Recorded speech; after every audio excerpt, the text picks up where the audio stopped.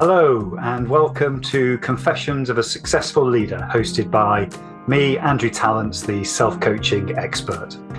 In each episode of the show, we hear the insightful confessions of a successful leader who wants to inspire others to live their professional and personal dreams.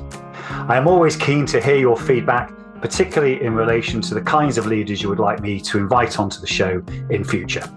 But for now, sit back, relax, and enjoy the rich insights from our special guest. Hello and welcome to another episode of Confessions of a Successful Leader, hosted by me, Andrew Tallents, the self-coaching expert. This is the show where we hear the insightful confessions of a successful leader who wants to inspire others to live their professional and personal dreams. I'm delighted that Tom Happé has joined us in the studio today. Tom is a top sales professional turned entrepreneur. Over the years, he's worked for various vendors within cybersecurity, SaaS sales, and went from internal sales rep to VP of sales within 10 years. And he was a top performer at every company he ever worked at. He's now using the knowledge to help good salespeople become great by helping enterprise SaaS companies build a repeatable and scalable digital lead generation program.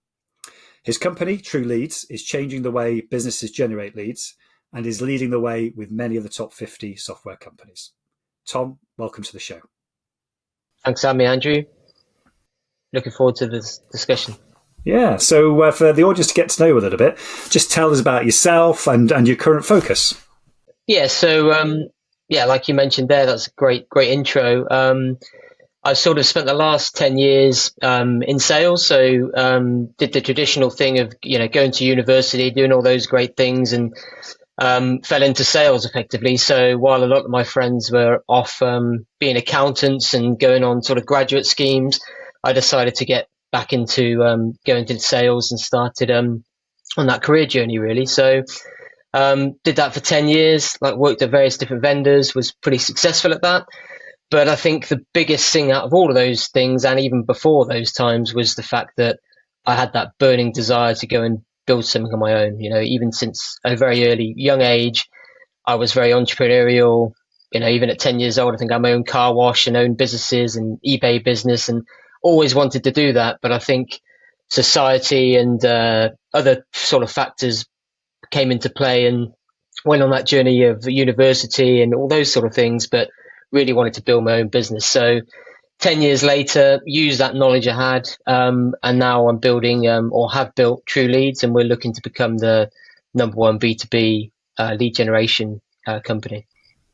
Excellent. And I've got to know you a little bit, recently, and it'd be good for the audience also to hear about you personally outside of work. Obviously, we've got another side of our lives. So just tell us a little bit about that. Well, it's very busy. So I've got four young children, all under 10 years old, or under 11 years old now. But bit of a family man, enjoying my sports, enjoying my football, and spending time with those guys. So balancing my work and personal life is quite a challenge, but it's a lot of purpose as well, to make sure that I'm doing the best for those guys and the business as well. So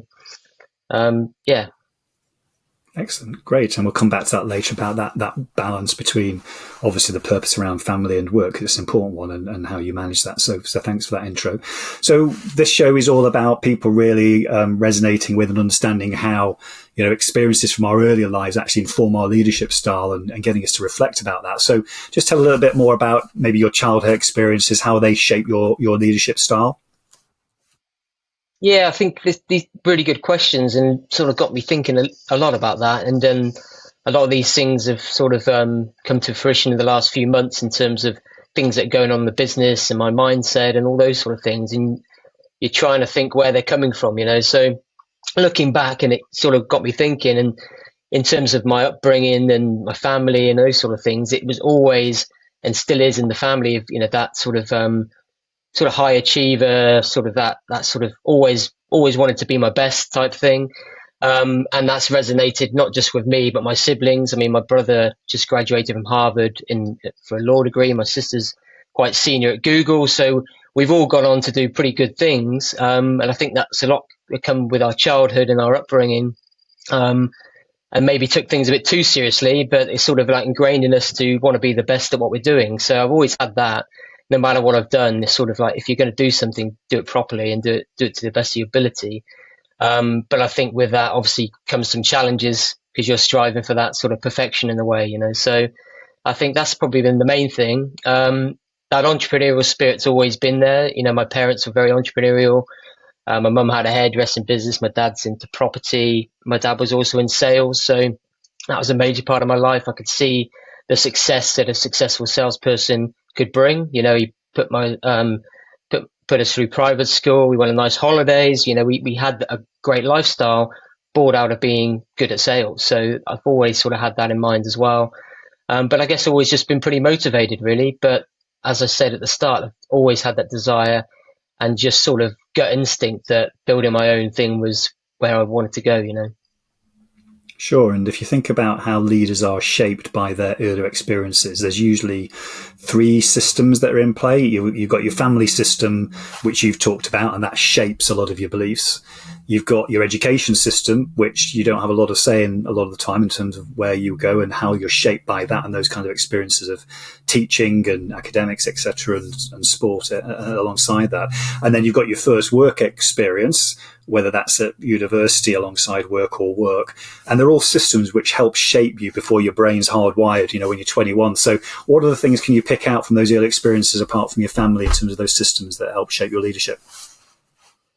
Yeah, good point, I think. So I guess on the education front, I was, you know, very lucky, went to a good school in sixth form, ended up going to private school for a couple of years. And I think my brother and sister went a bit longer than me, but I was there 2 years, and that sort of opens your horizons a little bit, just the sort of people you meet, the sort of traveling you're doing, and those sort of things, and just sort of raising your standards, I think, as a individual. So, and I'd say before that, you know, my education was good, but I always felt a little bit sort of out of place in a way. You never really found my place, didn't really enjoy it that much. But sort of went through the motions and did what I needed to do. I took it seriously, but never really fully embraced it or enjoyed it that much. I always was more entrepreneurial. And then on the work front, that sort of links to that. Even, you know, since an early age, I was always working in some sense, either at a pub, on a building site, at a restaurant, doing something. I've had multiple jobs, but within each of those jobs, I was always thinking, how could I do this better? How could I improve it? And I was sort of, although I was doing a job that I wasn't necessarily enjoying, I was trying to learn from it and trying to see how the business owner was doing it, what he was doing. And, you know, I was sort of aspiring to be the business owner rather than working in the business, if you know what I mean. So yeah, there was a lot of that, to be fair. Yeah, thank you. And again, this is about awareness, you know, this show, and when you actually became aware of how some of the things from your background, which are usually very positive and help drive you, sometimes can get in the way. So when did you first notice that maybe some aspects of your past was impacting your leadership, you know, negatively? There was something there thinking, yeah, this just isn't working for whatever reason. When did you first notice that? Um, yeah, I think being a leader is relatively new to me. In fact, that, you know, we've been going 3.5 years, but before that, I was very much an individual contributor. Most of my roles, I mean, I managed a small team in my VP of sales role, but other than that, I was always an individual contributor. So although you're working with a team, I'm working with finance and legal, and you're coordinating a deal. You're very much quite self-centered in a way because you've got your target to hit. You're not really worried about everybody else's. You're just worried about yourself. So, and that's probably why I was successful doing that. And then you're shifting to being a business owner, a leader, and that mindset's got to completely flip on its head because it's not about me, it's about the team. And I think that's, you know, that probably hit home pretty early on in the process, really, because you realize that, one, you can't scale a business on your own. You need a team to be able to do that. Two, I don't have all the skills required to run a business. You know, I'm good at the sales piece. There's elements I'm good at, but very early on, I realized there were certain gaps that I need experts to fill those gaps. So yeah, I think that's probably been the major two areas really that I've noticed, but noticed them pretty early on. I was quite aware of those gaps, I guess. Yeah, and if you relate back again to this sort of competitiveness and this achievement orientation that you had, you know, from your parents, When was that unhelpful in the sort of that first maybe year or two in terms of that trying to achieve? Sometimes we get frustrated because we're not getting where we need to get to. And how was that for you? Um, yeah, I think that's the whole thing with when you're particularly good at a certain skill, or you think you are at least, and you've got a way of doing things, and then you want to try and build a team and delegate that to other people to help scale. That becomes a challenge, and that has been a challenge throughout the last couple of years in terms of we're coming across really, really good people. I've got a great network of people that want to help and would be great fits for the business, but we didn't always necessarily have the right training and the right processes to help them be successful. And my expectation was, why can't you do it? Or, it seemed easy to me, but they needed the training and coaching to be able to do that. So I think that became frustrating at times because you're sort of expecting, oh, you should be able to do it as good as I can, but they obviously need training and transferring the knowledge I've got here to them for them to be successful. So that's been a completely new skill I've had to learn over the last few years to be able to do that, sort of the training and coaching side of things, which again, when you're an individual sales rep, you're not doing that at all. You're just focused on your number and closing deals. With your reflection, and thank you for doing the reflection prior to this call, but in terms of noticing how you show up in relationships now, what I notice with a lot of the people I work with who are on the journey like you are is that they have to change who they are in relationships when they become this leader and this business owner and the responsibility you have on the vision where you want to go. So can you identify how you've changed most in relationships, whether that's personal or professional? Yeah, I think you definitely have to have a sort of contrast between the two, especially between professional and personal. And again, like some people I've worked with have been brilliant at that. Some leaders I've worked with personally, they were very different in work and out of work, and they could switch between the two very easily. But I think that's probably the hardest and most challenging thing to do, especially when you have a family and you've got young children and those sort of things, and the whole working at home environment. So in the day you're leading, you're growing a team, you're selling, you're negotiating, and then you've got to flip that to go and be a dad and be at home and be present with your children and your family. That's a big challenge, and I think a lot of people struggle with that. So it's something I've had to learn and something I'm still working on. And there's certain techniques I've put in place to help with that. And then I guess as well on the business side of things, what that sort of when you're in startup mode and you've still got a small team, you can get too close to people in a way, and you need to you're still their leader, you're still their sort of manager, and they need guidance, but you don't want to be getting diluting that relationship into more of a friendship. It needs to be you need to obviously respect them and be friendly, but you need to lead and lead by example as well. So it's something I've learned as well in terms of how to manage and motivate your team to get results. And bear in mind where you are right in your business right now, and obviously the future's looking positive in terms of the growth you've experienced. From a leadership perspective, what is the one thing that you're either finding really challenging right now, you're learning about yourself, or the other hand, you're maybe curious about because you can see it having to be adopted in some way in the future or change? What are you curious or being challenged about at the moment? Yeah, the biggest challenge with what we're doing at the moment, we run a services business. We've got some great tech, some great systems and things in place, but we need really good talent to be able to deliver the service and to achieve the results for our clients. So I guess there's two things really. One would be the challenge of hiring and attracting the right people to the organization and making sure they're the right fit. Which we've been pretty good at that. We're good at attracting the right people. We've had some really, really good people over the last few years, but we've learned that not always the right fit for the business. It's not quite what the business needs at that time. So I've been doing a lot of work personally, and the team have been doing a lot of work into really refining what it is we need at this time. And we may need senior managers and other people later down the line, but at the moment we need, these type of skills, and we need to hire for that alone. And I think when you're first starting out, and especially when you've got a lot of people that want to help you and you've got a great network of people, you sometimes can't take all of that help because it's not needed at the moment. It's not the right fit for the business. So that's probably the biggest challenge in terms of defining exactly what it is the business needs at this stage of the business to be able to get to the next stage, and hiring for those roles specifically. And the second challenge would be when you've got those guys, and when you've hired them, is how to successfully train them up and get them onboarded as quickly as possible. So the last 6 months, we built out a really nice onboarding plan and training plan on how to do that. But it's something, again, I was a bit naive in the fact that we were hiring people without that was a big mistake. And now we have that. There's a bit more foundation for when they come on board and can learn and be successful in what they're doing.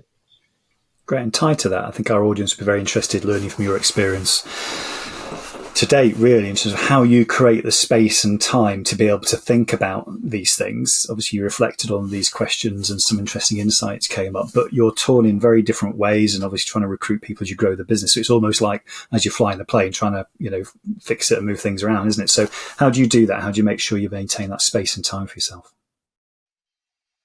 Yeah, that's a major, major challenge. And as a founder, as any sort of leader, you're going to have so many things you can be doing or should be doing. The list is endless, and you can easily get sidetracked for hours doing something that's not really going to make the maximum impact. So one suggestion I would make is very practical, is build a sort of, a brain dump, right? Dump all your ideas down, because you're constantly getting ideas all the time. You'll be asleep, you'll be driving, you'll be walking the dog. An idea is going to come up. So I write those down on my phone. And then when I have a minute, I'll put them on a spreadsheet, and I've split the spreadsheet between the different departments of the business: sales and marketing, operations, those sort of things. And you've got it there. And then when you do have time with the team, we look at those tasks and then we prioritize which ones need to be addressed, because some of them are great, but they're not needed now. There's other things that take priority. So, and that's something I think if you don't do that, you can be very overwhelmed by the sheer amount of things you have to do. You've got to update your website, you've got to do email campaigns, you've got to do this, you've got to help this customer. It's an endless amount of things to do. So you need to really prioritize that and be quite ruthless with yourself on your time and your routine, I guess. And True Leads was founded in the middle of the pandemic. And the first thing that really sort of took shape was that routine. And I sort of promised to myself that no matter what was going on in the world, I would have that routine of what I was going to do each day and get up at the same time and exercise and do all those things to find time to do this. But so you get that ingrained into you. So I would say, yeah, brain dump the ideas you have, and also have a solid routine of when you're going to do these tasks and how you're going to prioritize them. Thank you. And you raised COVID there, and I remember just about that time, and I've forgotten quite a lot about it, but what did you struggle with the most? Yeah, as a leader, what did you struggle with the most during that time? Bear in mind, that's when the business was established. What did you find the most difficult during that period? Well, it was literally founded in June 2020. With very little. We started in my garage, and we sort of built, and we found a lot of momentum. People needed help at that time in terms of lead gen and getting opportunities because of the lack of events and face-to-face interaction, and people were sort of scared around what was going to happen in terms of their jobs, the opportunities and things. So we had a lot of opportunity that came off the back of that. So the challenge was, how do we get this thing up and running quickly? How can we get what you're saying earlier around prioritizing? What's the priority here to get this business up and running, trading, getting money in the door, and then building a team that can handle the demand during that period, because the things took off fairly quickly. And learning as you're going, as you're flying the plane, as you said, it was, you're taking off at speed. It's brand new. You got a sales guy that's come straight into this and looking to build things. And you just got to learn on the job and do what you need to do, while you're flying the plane. But I would say, out of all of that, you just got to, you might not have time to finalize the complete vision and the strategy and the values and all those things yet. You might not have all that together, but you just need to keep going and keep doing something every day to progress forward, and that stuff will come over time. So I'd say that was the major challenge, was just keeping it all afloat, as well as all the personal things and the other stuff that was going on during that period. One of the things, again, that I hear a lot from a lot of leaders is the fact that, particularly if they're driven to achieve, is sometimes it's hard to ask for help. And sometimes that's pride, sometimes in fact I'm resourceful, I think I can do this myself, and then obviously later we feel would be nice to get some help around that. You've talked about more recently, building the team and recognise the importance of that. But as you were starting the business, did you find that challenging in the sense of asking for help and asking for resources around you? Yeah, I guess yes and no. I think there were certain things that I immediately wanted help with. That I just I knew that it would be better outsourced or better somebody else doing it than me, because I think in sales you get very cautious of your time. You sort of learn how to prioritize your time on the opportunities that you want to be working on, and it's very much the same with the business. It's like I should be selling and doing the things I'm good at, and the other stuff I need to find other people to fill those gaps. So I was very quickly able to get help doing those sort of things, and picking up some of those tasks. And then I guess on the other hand is I do think it is maybe not essential, but very important to have mentors and coaches and people around you that have been on this journey to help with that. I really, really believe in that. And I've had a lot of different people that could probably more people than a need sometimes, probably overdone it, but you do have people that you learn from, and you just take elements from each person and learn the best bits from all of them and ideas and build that into your own leadership style. I think it's really important to do that. And that's the same from my old managers and bosses and people I used to work with. I've sort of taken elements of what I really liked about them and tried to build that into my style and learn off those people. So I don't think I'm scared of asking for help, but I think also as a founder or as any leader, you do have to still believe in your own vision and your own journey. Yes, you want to get help where you need to, but don't let that sort of dilute your own vision and what your own purpose is. Thank you. And one of the things I'm learning as well from a lot of founders and entrepreneurs and leaders is that they're starting to learn quite a bit from the next generation that are coming through. So what is it that you're learning from some of the younger people, either in your business or in your network, that you can take into your own sort of leadership style? Well, yeah, I think blows my mind really, some of the stuff that's going on, so my son's a YouTuber, and he's teaching me things all the time around content and creation. He's 11, so I'm learning off of him, and just those sort of things, and make me feel a bit old. But yeah, I think there's just so much opportunity out there. I think for anybody now that wants to set up a business, it's all there for you. You've got every bit of information you could need. You've got AI. You've got all the social media platforms. I generally think anybody, if you wanted to, could build a pretty nice, successful business nowadays if you've got the right attitude and not even like a great idea, but just doing something better than anybody else and something you've got a passion around. So I think, yeah, I am learning off a lot of people, and it doesn't matter what age they are or what part of their journey they are. I think you can learn from everybody. And I think maybe back to the childhood thing, you're sort of thinking you've got to look for people that are older than you and more experienced, and I think that's sort of been sort of torn apart in the last few years in terms of you can be any age nowadays and have a very successful business and you can learn from them. So yeah, that's a really good question actually. Well, a good chance for you now. So bear in mind there are obviously younger people in the audience as well, and maybe they resonate with your story about coming from a sort of high achieving type of family, and sometimes the pressure that puts on you. Learn to deal with that and other things that happen around our earlier experiences. What advice would you offer to leaders who can relate to your story today, who it resonates with them, about how to channel all that sort of early experience in terms of what you said, their dream, whatever it is they want to do?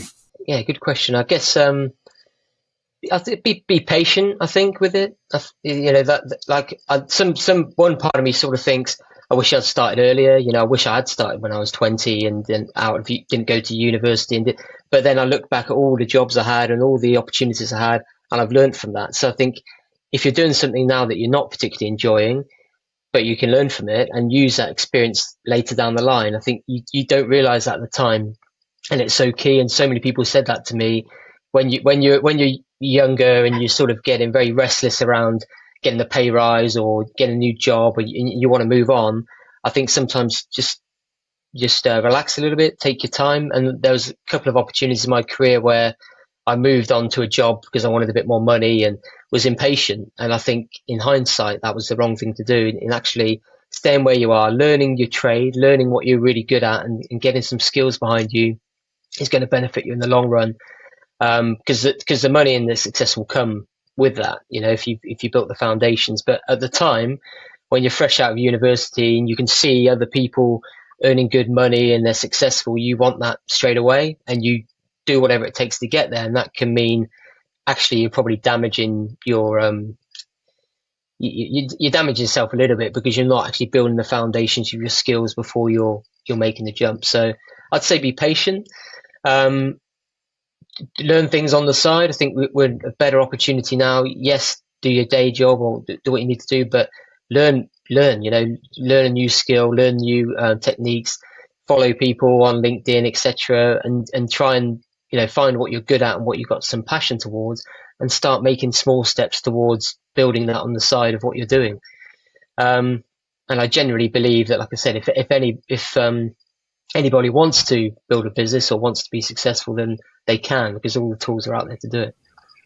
Absolutely. And what I love about what you're saying and how it ties into your journey and what you've done is, I think sometimes when we're a bit younger, we don't maybe stop and reflect and really think about what it is we're doing right now. And, that's what you're talking about there. You've demonstrated that. And sometimes it's good to be patient, pause, just think about what my options sometimes, and also seeking help from others around as you've done. So yeah, that really resonates with me as well. Well, I'm really interested in your future as well. You've got a big future and you're at the start of this journey in terms of what you're trying to do in the business. So maybe a few minutes, Tom, in terms of, what you're going to be in service of in the future. And indeed, if they want to, how can people contact you, collaborate with you to help you make it happen? Yeah, so I think True Leads is still at the sort of start of this journey. Really, we're established now. We've got some great clients on board, but we've been pivoting over the last few years in terms of the service and what we're delivering. But I think more and more every single day, I see the demand for what we're doing just increasing. I think the days of I'm not a believer that cold calling is completely dead and the traditional methods are dead. I don't believe in that. I still think if you're really good at doing that, then great. That's fantastic if you can pick up the phone and have a conversation and generate business. But I think in this era of social media, in digital, with AI, with all the tools that we have, it's actually becoming more complex and harder than ever for a sales guy to be successful. They've actually got too much to think about. They've got too much data, too many tools, too much AI, and True Leads is trying to simplify that. So you've just got exactly what you need. You've got that true lead, that actual point of contact that you need to contact at that time. So I really, really believe in what we're doing. So the future's looking bright. The next few stages are sort of scaling in terms of the team, bringing on new hires and building our processes out to scale. We're completely bootstrapped at the moment, but we are looking at sort of further down the line potentially. Maybe get an investment, maybe looking at other sort of ways to consolidate our platforms and things on the technical side. So, and this links back to the start, I guess, Andrew, in terms of what you're saying around other pressures and family and all those sort of things. And I think it's very important when you are building a business, or something I didn't really realize when I started this, is there's so many different types of business you can run. You don't always, all of us have to be Elon Musk. But at the same time, you do have that sort of battle between yourself of whether you could run a nice lifestyle business here, or you could take this a lot bigger and a lot further than you thought. So I'm on the sort of second part of that now. So I really believe in this, and we want to try and start scaling the team and the business over the next few years. Great. And obviously you've got the family, but personally, if you think about yourself 10 years from now, how might your life be different?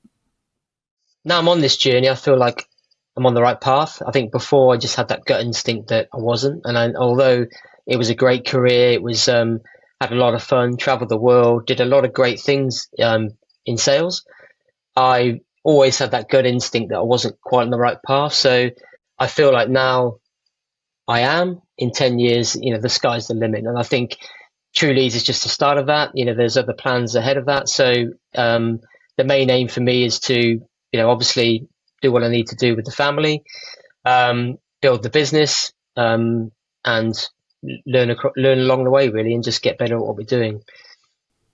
Excellent. Well, Tom, I really appreciate you sharing your experiences with the audience today. I know that many of them out there would have been inspired to reflect on their own leadership style and how they might take a different approach in leading both themselves and others in the future. I hope all in the audience enjoyed this episode of Confessions of a Successful Leader. You can find out more information about conscious leadership and self-coaching just by typing in my name, Andrew Tallents, into LinkedIn or Google. Usually comes up with the content. And until next time, don't forget to stay present, curious, and above all, conscious. Goodbye. Thanks, Tom. Thanks a lot, Andrew. Thanks for having me. I hope you enjoyed this episode of Confessions of a Successful Leader. You can access all previous episodes of the show at confessionsofaSuccessfulLeader.com. If you are interested in finding out more about conscious leadership and self-coaching, just type in Andrew Tallents into LinkedIn or your favorite browser, and you'll find my contact details and all the content that you need. Until next time, don't forget to stay present, curious, and above all, conscious.